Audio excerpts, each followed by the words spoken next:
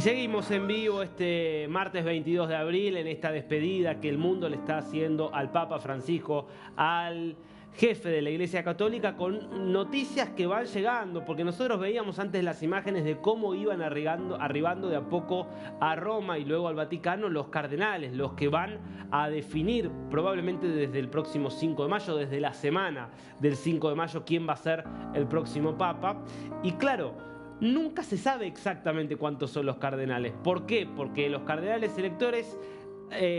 tienen que estar en condiciones físicas de poder viajar. Y la noticia a esta hora es que hay dos cardenales electores que ya han anunciado públicamente que no van a estar participando del cónclave por razones de salud. Ambos de los que están casi al borde de los 80 años, pero todavía no tienen 80 años y sin embargo tienen cuestiones de salud que los han mantenido casi que retirados del ejercicio de sus respectivos roles religiosos. Uno es el cardenal bosnio Vinko Pulsic, que informó que por motivo de salud no iba a estar asistiendo, y el otro es el arzobispo emérito de Valencia, España, Monseñor Antonio Cañizares. Ambos percibidos como dos tradicionalistas. Interesante esto porque refuerza un poco esta idea que te contábamos antes de que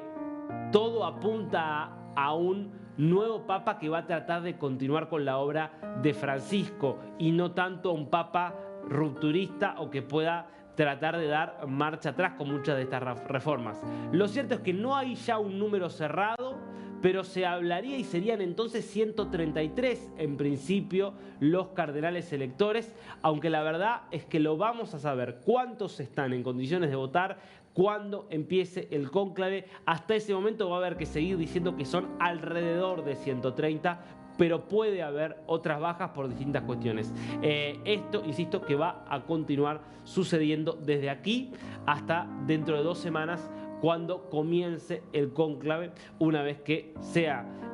culminado el funeral a Francisco este sábado y que termine el proceso de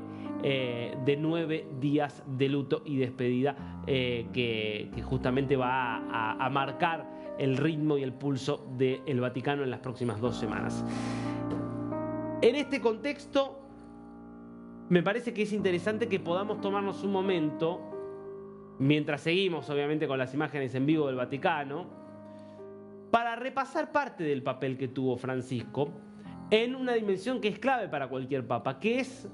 su involucramiento en determinados conflictos internacionales. Vivió Francisco una época álgida realmente, de muchísimas guerras, de muchísimos conflictos, de un deterioro del orden político y de la estabilidad a nivel global, y le tocó tratar de mediar y de involucrarse en muchos de estos conflictos podríamos decir con suerte dispar,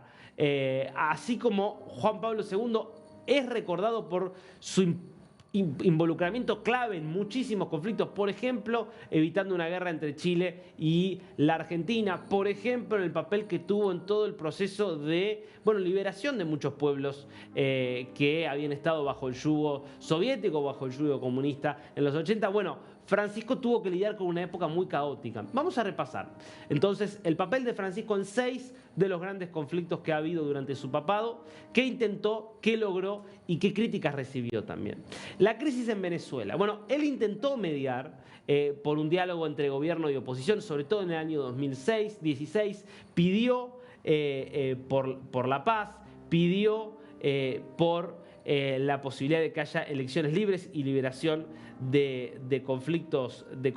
políticos, promovió diálogos entre entonces la Mesa de la Unidad Democrática. La realidad es que no terminó de concretarse mucho de ese diálogo. A favor, pudo abrir en determinados momentos canales temporales,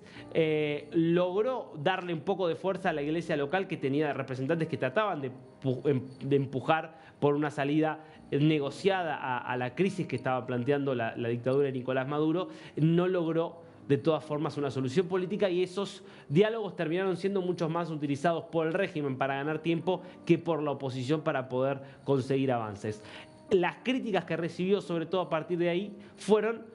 de no ser lo suficientemente firme, lo suficientemente crítico contra la tiranía de Nicolás Maduro y no condenarlo con la suficiente firmeza. Este es uno de los conflictos que le tocó, que le deja sin dudas un sinsabor a Francisco. Otro conflicto es la crisis en Nicaragua, un conflicto particularmente sensible para la Iglesia Católica, porque la Iglesia Católica, a diferencia de lo que pasó con Venezuela, se convirtió en un blanco directo y desenfadado de la violencia del régimen de Daniel Ortega y Rosario Murillo, que detuvo al Monseñor Báez, que fue un poco el símbolo de la resistencia, detuvo a otros miembros de la Iglesia Católica, a muchos los expulsó del país, a otros, como es el caso de Báez, lo mantiene preso desde hace años. ¿Qué hizo Francisco frente a esa situación? Bueno, primero obviamente condenó la represión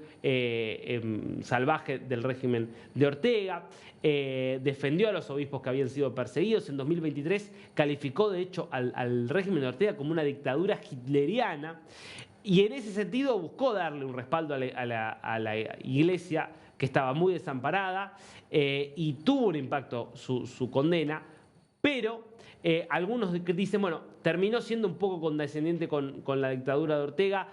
no hizo suficientes alusiones justamente a las violaciones. En realidad sí las hizo, pero quizás no con la dureza que muchos estaban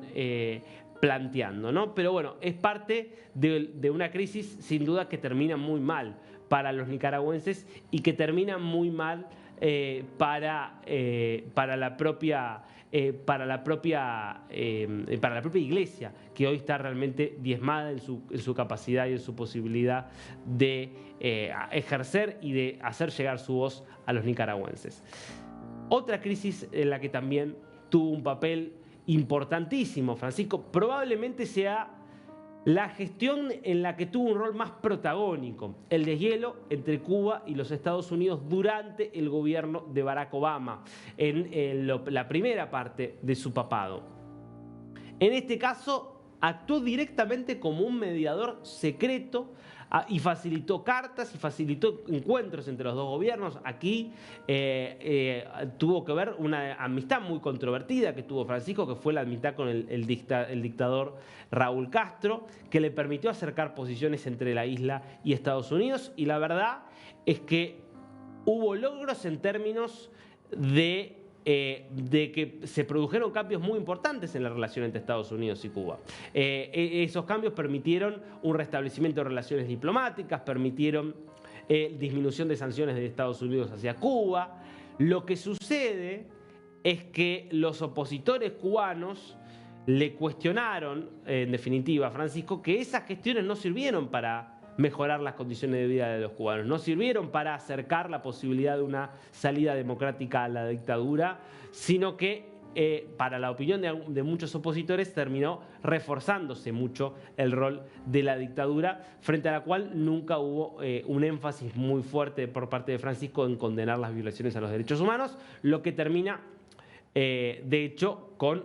bueno, la marcha atrás total que se dio respecto a ese diálogo cuando llega Donald Trump en su primer mandato, y de vuelta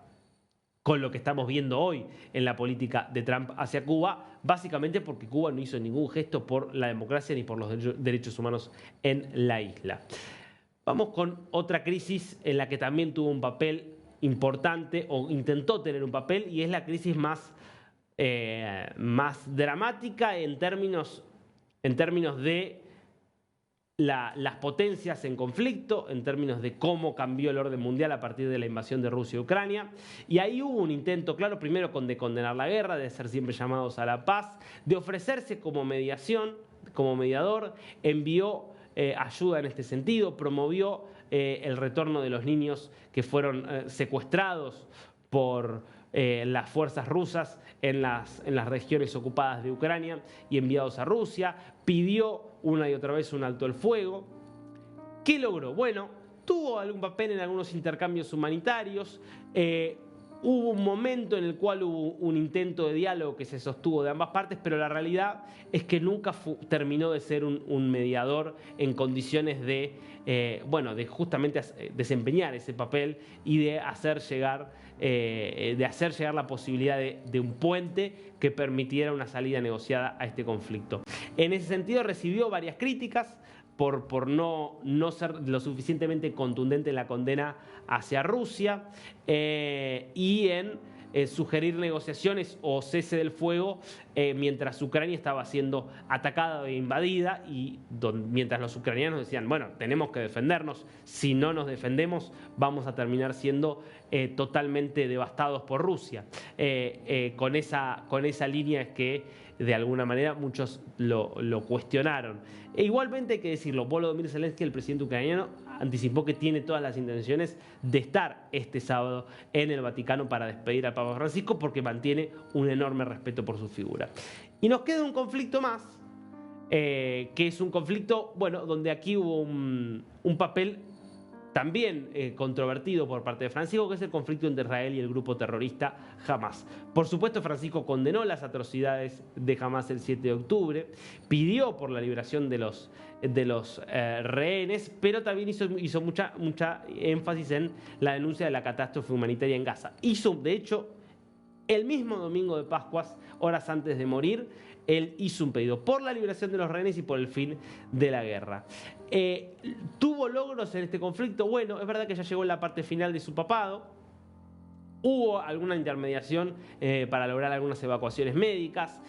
y se quedó muchas veces en pedidos de pausas humanitarias. Un poco la crítica vinieron sobre todo de Israel, que lo acusó de tener un sesgo demasiado cercano a la sensibilidad de los intereses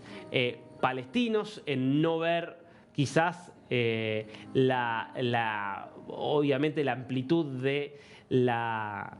guerra tal cual la estaba planteando Hamás, de una guerra que apuntaba a la destrucción de Israel y de ataques que no tuvieron ningún tipo de contemplación y de hecho muchas de las condenas genéricas de Francisco hacia la guerra llevaron a Hamás a apropiarse de esas palabras y a tratar de utilizarlas casi como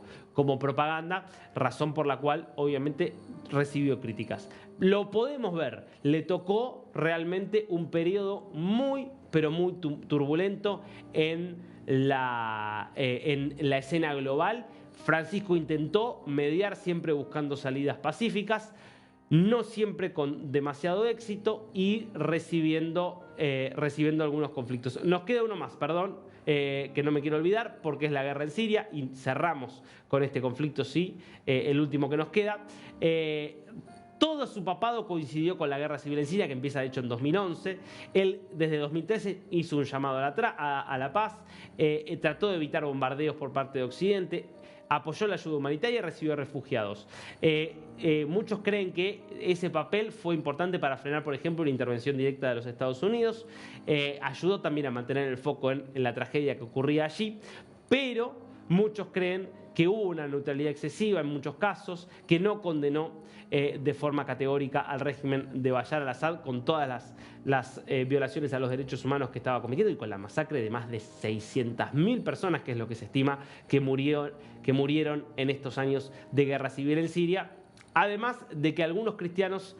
sienten que no fue lo suficientemente categórico en la defensa de los cristianos perseguidos en Oriente Medio, particularmente en Siria. Insisto, un escenario global muy complejo el que le tocó al Papa Francisco, con intentos, porque la verdad es que los hizo, de mediar y buscar soluciones pacíficas. Muchos de esos intentos no fueron exitosos.